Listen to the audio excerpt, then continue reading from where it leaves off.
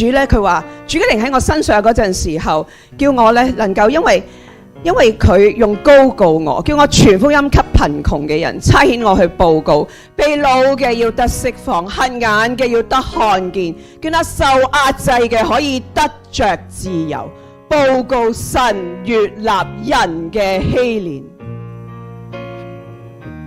喺路加福音，佢去講貧窮人咧，即係唔單止講咧你銀包裏邊有冇錢，又或者咧你咧層樓咧而家咩嘅樓價嗬。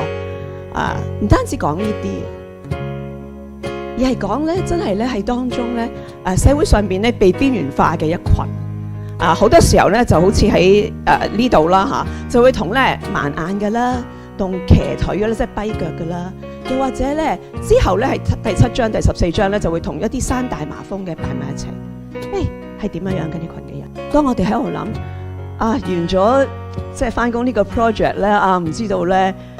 下一個 contract 係點啊？唔知道到時公司會點安排啦？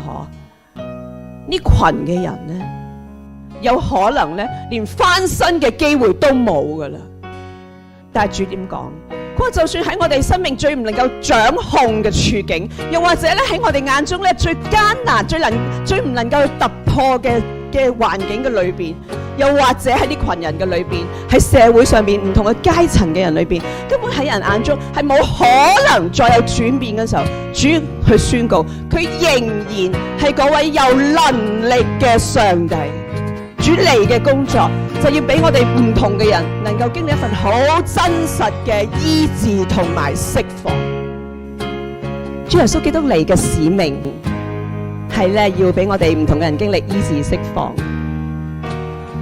並且係基於咧對我同你一份解釋唔到嘅愛。無論你所經歷緊啲咩嘢，主佢愛你愛到底嗰陣時候，有陣時候係咁樣嗬。我唔知大家會唔會有時候好想買啲心頭好啊嚇？哎呀，哇！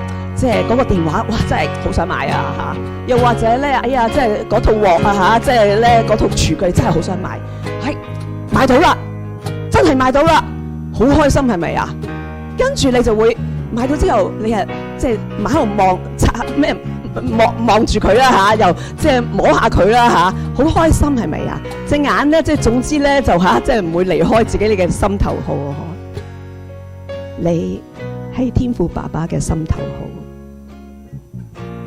佢用重價去買你翻嚟，佢又點會唔愛惜你咧？佢隻眼又點會離開你？